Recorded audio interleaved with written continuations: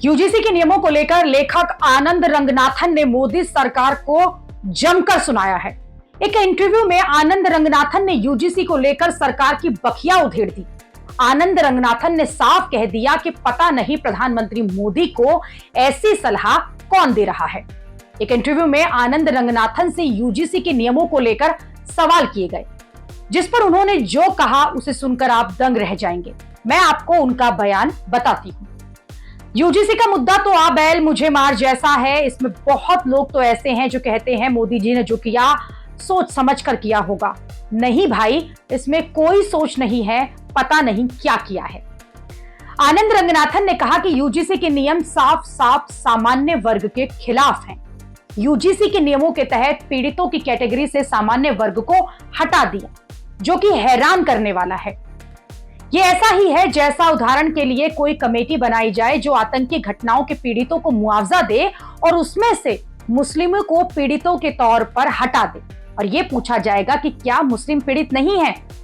इसी तरह से क्या ब्राह्मण, अपर कास्ट, सामान्य वर्ग, इनके साथ भेदभाव नहीं होता? जरूर होता है। यूजीसी के नियम के तहत जो कमेटी बननी थी उसमें सामान्य वर्ग को शामिल करने की बात ही नहीं थी, तो सामान्य वर्ग का गुस्सा होना जायज है और मैं इनका समर्थन करता हूं। यानी आनंद रंगनाथन ने साफ साफ कहा कि यूजीसी के नियम जो हैं वो सीधे सीधे सामान्य वर्ग के खिलाफ है, और ऐसा लगता है कि इन नियमों को लाने से पहले कुछ भी सोचा समझा नहीं गया। आनंद रंगनाथन ने इसके साथ ही दिल्ली में सवर्ण समाज के प्रदर्शन को दबाने के मामले पर भी हैरानी जताई। उन्होंने कहा कि यूजीसी के विरोध में जब विरोध प्रदर्शन होने थे तो दिल्ली में शांतिपूर्ण प्रदर्शन भी नहीं होने दिया गया। अलग अलग पुलिस ने प्रदर्शन से पहले ही कई लोगों को हाउस अरेस्ट किया। आनंद रंगनाथन ने कहा कि इस देश में आतंकियों के जनाजे में हजारों लोग जो हैं वो जुट जाते हैं।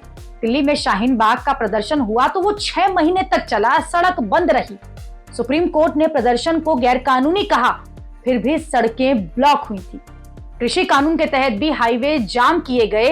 ये सब हो जाता है और सरकार प्रदर्शनकारियों पर केस भी हटा देती है। ये सब हो जाता है, लेकिन जब सामान्य वर्ग जो है, जो बीजेपी का सपोर्टर है, मोदी का सपोर्टर है, उनको हाउस अरेस्ट कर लिया जाता है, ये सरासर गलत है। मुझे नहीं पता कि प्रधानमंत्री मोदी को कौन ऐसी सलाह दे रहा है या वो खुद ही ये स्टेप ले रहे हैं। ये बहुत ही अजीब है। ऐसे तो सरकार अपने ही पांव में कुल्हाड़ी मार रही है। आप सोचिए कि आनंद रंगनाथन, जो कि खुद मोदी के समर्थक माने जाते हैं, कई मुद्दों पर बेबाकी से सरकार का समर्थन करते हैं, वो भी खुलकर यूजीसी के नियमों पर सरकार की क्लास लगा रहे हैं। आनंद रंगनाथन एक बड़ा चेहरा है, अक्सर टीवी डिबेट में वो नजर आते हैं, तर्कों के साथ वो अपनी बात रखते हैं। वो यूजीसी के विरोध में भी उन्हीं तर्कों के साथ अपनी बात को कह रहे हैं। यूजीसी के एक तरफा नियमों को लेकर सिर्फ आनंद रंगनाथन ही नहीं, बहुत सारे बीजेपी समर्थक हैरान परेशान हैं कि कैसे प्रधानमंत्री मोदी ने इन नियमों को आने दिया और इस पर चुप हैं, कुछ नहीं बोल रहे हैं। जेएनयू की वाइस चांसलर शांतिश्री धूलीपड़ी पंडित ने भी यूजीसी के नियमों को लेकर ही ऐसी हैरानी जताई थी।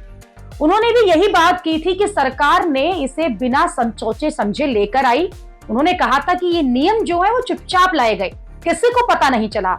हैरान हूं कि इन नियमों को किसी ने नहीं पढ़ा। ऐसा नहीं हो सकता। आप एक ग्रुप को पावर देकर दूसरे ग्रुप के साथ अन्याय नहीं कर सकते। ये भारत के संविधान के खिलाफ है, बल्कि ये बाबा साहेब भीमराव अंबेडकर के विचारों के भी खिलाफ है। ये सावरकर के विचारों के भी खिलाफ है। वो भी इसको मंजूर नहीं करते, क्योंकि आप एक पक्ष की जन्मजात पहचान के आधार पर उनके अधिकारों को नहीं छीन सकते। ये बिल्कुल गैर जरूरी था। ये तो ऐसा ही है, आ बैल मुझे मार, क्योंकि सामान्य वर्ग भी गुस्से में है और जो रिजर्व कैटेगरी वाले हैं वो भी गुस्सा हैं। तो मुझे लगता है कि इसमें संशोधन करना जरूरी है। ये कैसे होगा मुझे नहीं पता, लेकिन इसका कुछ फॉर्मूला होगा जिससे कि सभी वर्गों को न्याय मिले। यानी कि जो बुद्धिजीवी वर्ग है वो यूजीसी के नियमों पर सरकार से सवाल कर रहा है कि क्या सोचकर सरकार जो है वो इसे लेकर आई, जबकि पहली ही सुनवाई में सुप्रीम कोर्ट ने इस पर रोक लगा दी थी।